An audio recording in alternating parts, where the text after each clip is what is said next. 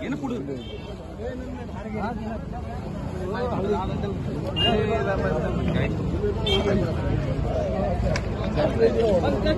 आगे बढ़ो, हम तुम्हारे साथ हैं।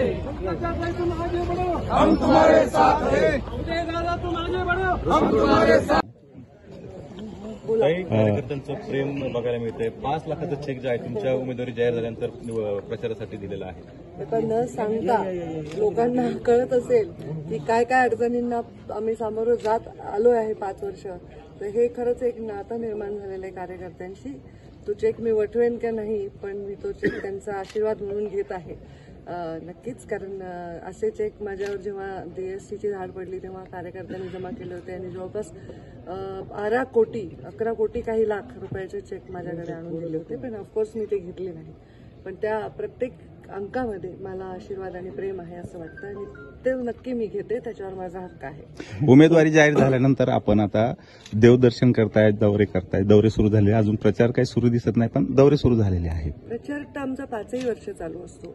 आपण या 5 वर्षामध्ये अनेक अनोख्या गोष्टी बघितल्या, जसं कोविड होतं। कोविडमध्ये आम्ही अविरत सेवा दिलेली आहे। मध्ये अतिवृष्टी झाली होती तेव्हा आम्ही अविरत लोकांची मदत केलेली आहे। कोविडच्या काळात आमच्या महाराष्ट्रातले, नुसत्या बीड जिल्ह्यातले नाही, महाराष्ट्रातले अनेक लोक मध्य प्रदेशमध्ये, इतर राज्यामध्ये ऍडमिट होते। त्यांना रेमडेसिवीर देण्यापासून, त्यांना बेड देण्यापासून कंटिन्युअस मी कामात होते आणि आता सुद्धा आहे। त्यामुळे प्रचार करण्यासाठी नवीन माणूस असेल ज्याचं काही योगदानच नाही त्याचा प्रचार वेगळा असेल। आम्ही तर कायम हे माझं जीवनशैली अशीच आहे, प्रचारात असते अशी नाही।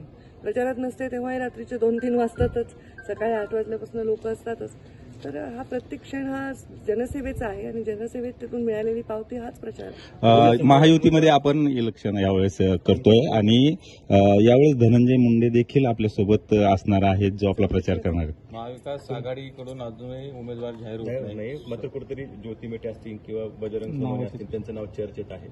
हे पहा, लोकशाहीमध्ये निवडणुकीमध्ये समोर कोणी ना कोणी उमेदवार येणारच आहे। आम्ही आतापर्यंत चांगल्या पद्धतीने ह्या निवडणुका लढलेलो आहोत आणि त्या आता जी राष्ट्रवादी आमच्या सोबत आली आहे त्यांच्याशिवाय लढलेलो आहोत, त्यांच्या विरोधात लढलेलो आहोत। एकदा तर असं झालं होतं 2014 मध्ये की 12 आमदार विरुद्ध मुंडे साहेब आणि मी दोघंच होतो, तरीही आम्ही निवडणूक सन्मानजनक मताने जिंकलेलो आहोत।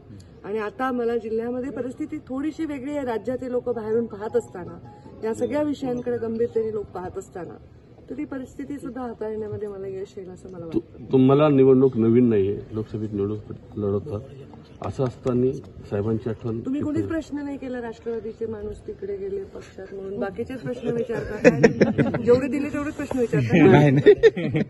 मुंडे साहेबांची किती आठवण? मुंडे साहेबांची आठवण हा विषय नॉनस्टॉप चालू असतो। मला काय कर्डिले साहेबांना माझ्यापेक्षा जास्त येते हो। चला विचारतो ते प्रश्न। बजरंग सोनवणे यांनी काल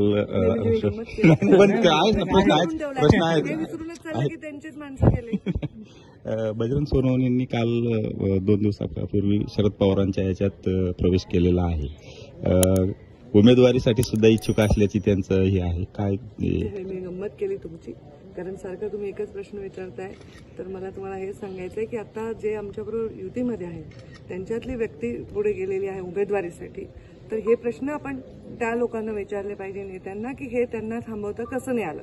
याचं उत्तर काय नाही। आम्ही बजरंगच्या विरुद्ध मागच्या वेळी पण लढलोय, ते आमच्या विरुद्ध लढलेले आहेत आणि त्याच्यानंतर परत आमच्याबरोबर युतीत आले, तर आम्हाला कोणी समोर उमेदवार असेल कोणी तर लढणारच आहे आम्ही, तेवढंच टाकते। मागच्या वेळेसच्या प्रचारात आणि बीडमध्ये पेटलं होतं मराठा समाजासाठी, ओबीसी मधून आरक्षण मागणी केली होती, त्याचा काही परिणाम होऊ शकतो या निवडणुकीमध्ये? मला असं वाटतं की याचा परिणाम होऊ नये आणि नाही होणार माझा विश्वास आहे।